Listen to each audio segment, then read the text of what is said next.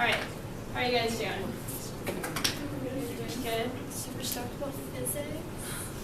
Yeah, I think so. Who is interested in engineering? Who's interested in physics? You guys are in the right place. So, my name is Tori. I'm a second-year engineering physics student here at UBC. And so, with engineering physics, you get the best of both worlds. You get the engineering side where you get to apply your knowledge. You also get the physics side where you get the theory and the math. And I personally really love it. So just a little bit about me. I'm not actually from Vancouver. I'm from Nanaimo, which is on the island. And so basically from what I learned from that is that I got to live with my parents for an extra 2 years. And I got my mom to, do my laundry, cook for me. It was really easy going. And so I stayed at home for a little bit longer instead of moving out when I was 18. And so I transferred into engineering physics, which is totally okay to do. If you want to stay home for an extra year and have the luxuries of your mom cooking for you, or your dad, it's definitely a really good option.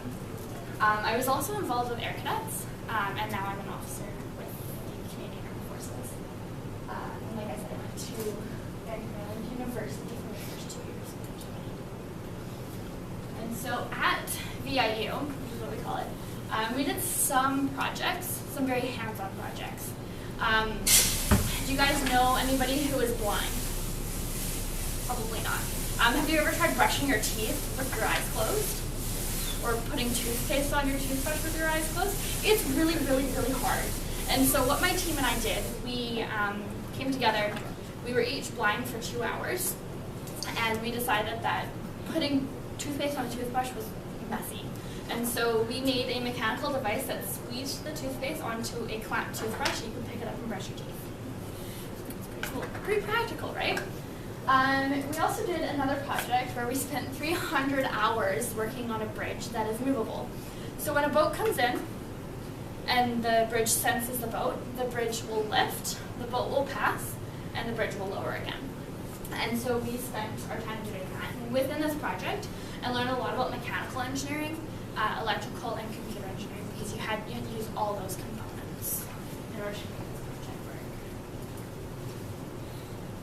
As far as phys goes, it is the toughest thing that I've ever done in my life, but it's the most rewarding thing. Getting to learn about math and physics and engineering and all different aspects is pushing me to do my absolute best, and I really, really love it. And so the absolute best part about phys is that you can tailor your own learning. And so the director of the program, Dr. Andre Marziali, he's taken the program and he's abolished all of the sort of mainstream stuff. And now you take courses on what you want to learn about. So if you want to learn about biomedical engineering, you just take a few courses on that, and that's all fine. You want to learn more about mechanical engineering, that's fine. You can do that. You just take some more courses in mechanical engineering. So you can do basically anything you want with this degree. Camera, action! All right. So this is the robot project from last semester. So fast. We need to wait for it to go increase speed up the hill. It's trucking along. Come on. Come on, you can do it. Yeah. Woo! Alright, so that was just a little clip from the summer of 2014's robot project. And I'm actually going to be participating in this course next semester. And basically, you see those robots in front of you? We make those from scratch.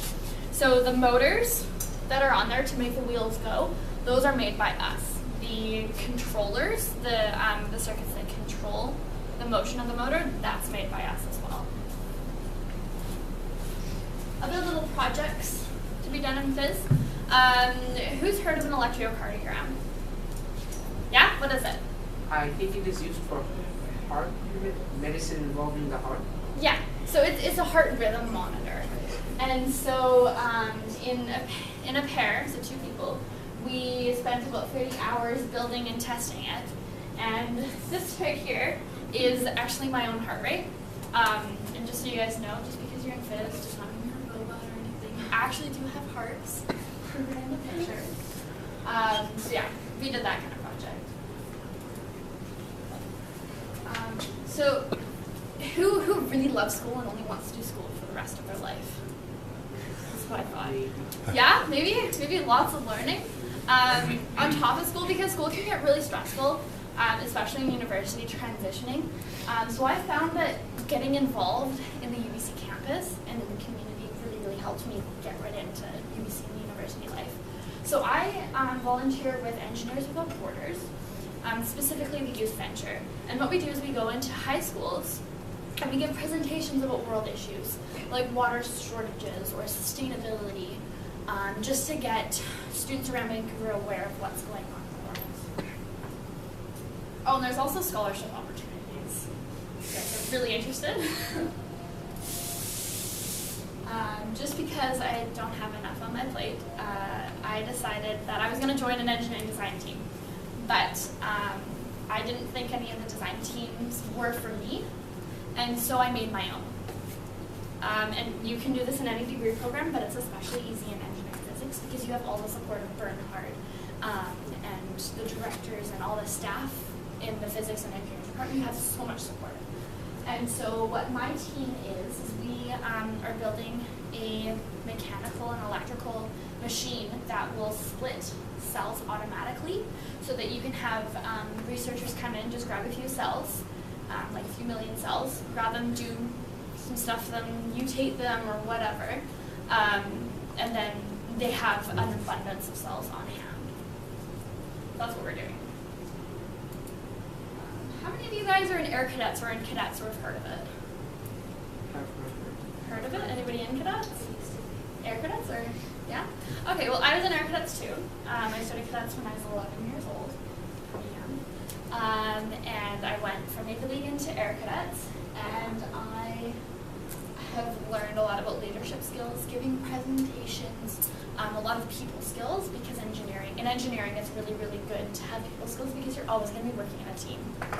I'm also a licensed glider pilot and a licensed instructor. So I get to take kids up around 16 or 17 years old, and I get to teach them to fly from scratch. And so you get like, it's a really good experience trying to learn how to fly, especially if you're just going for a flight. As far as flying and engineering goes, they're really similar. So like building the planes, it takes engineering. The gas systems in the plane, it takes a lot of engineering to design that and to make it the best that it can be, and the safest that it can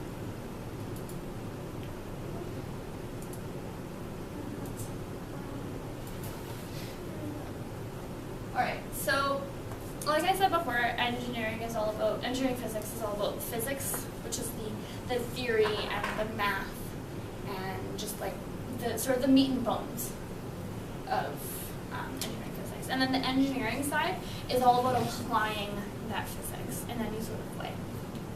And so what you can do with this, you can go into research, either doing like your PhD or your master's if you're interested in that, doing a thesis.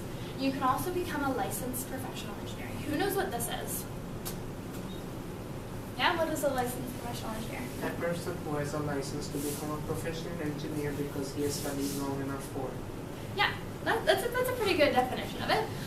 So you have to complete an engineering degree, but then you also have to work, I think it's like 2 years in an engineering field during your engineers in training time.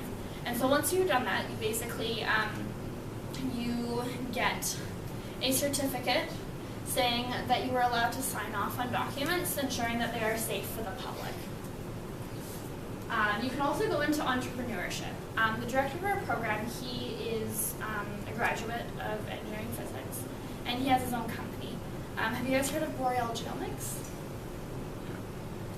Probably not. It's a fairly small company. Who thinks that cancer detection is really important in the world? Especially early cancer detection. Well, Dr. Marziali does that. And he came up with this idea in the basement of his house. So like the possibilities are endless with this degree program. You can also go on to your graduate studies, so master's or PhD like Tony is doing right now. I think you're doing your PhD. Yeah.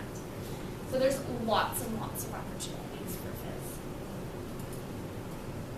any questions for me?